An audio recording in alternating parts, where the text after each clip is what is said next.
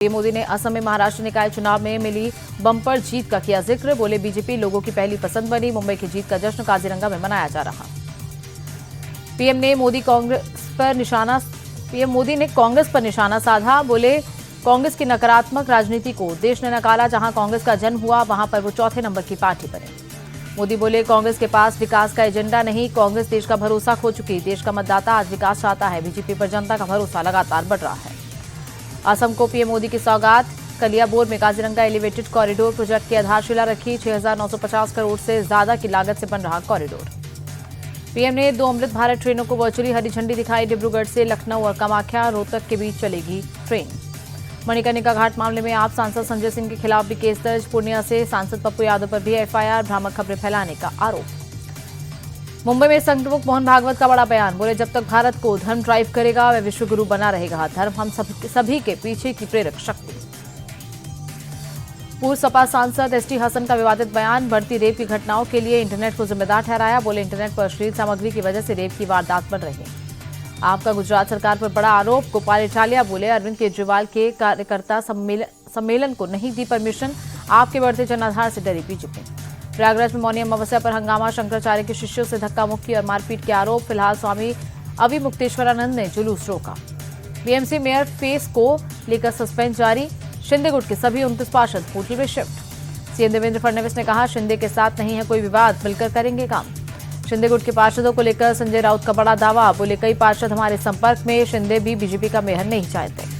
महाराष्ट्र निकाय चुनाव के नतीजों पर भी बोले कांग्रेस सांसद इमरान मसूद। एकनाथ शिंदे को अपना अस्तित्व बचाना चाहिए। बीजेपी अपने सहयोगी दलों को चित्त करने का करती है काम।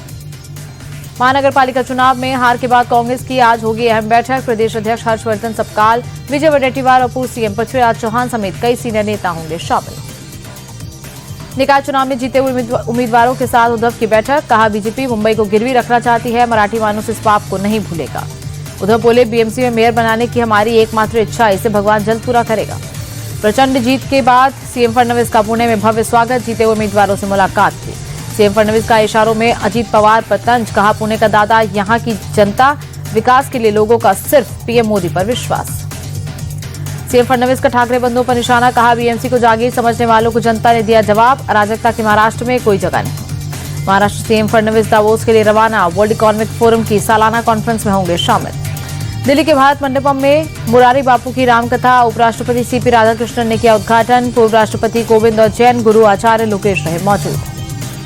पूर्व राष्ट्रपति कोविंद बोले कथा विश्व को शांति और सद्भाव का देगी संदेश। सनातन महाकुंभ का उद्देश्य भारत की आध्यात्मिक नींव को मजबूत करना।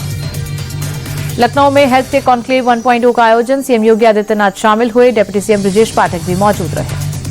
बीजेपी सांसद मनोज तिवारी के मुंबई स्थित घर में चोरी। पूर्व कर्मचारी ने करीब 5.5 लाख चुराए। पुलिस ने आरोपी को गिरफ्तार किया।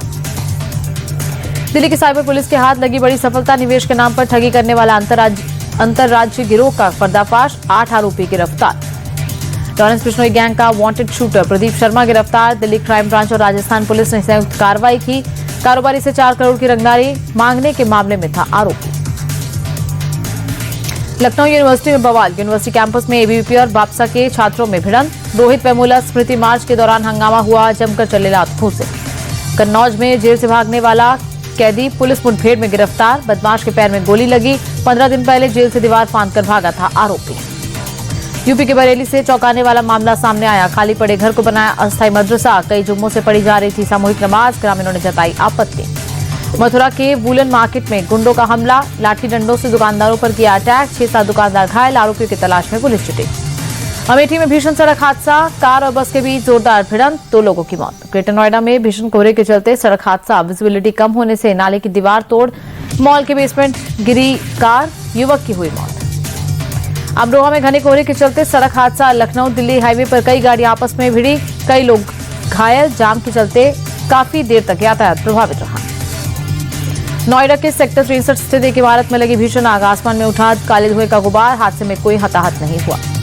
बिहार के नालंदा में नीलगायों का आतंक। खड़ी फसल को पहुंचा रहे भारी नुकसान। वन विभाग ने ऑपरेशन चलाकर 8 नीलगायों को मार गिराया। पश्चिम बंगाल के मुर्शिदाबाद में लगातार दूसरे दिन भी भारी बवाल। प्रदर्शनकारियों ने नेशनल हाईवे 12 जाम किया।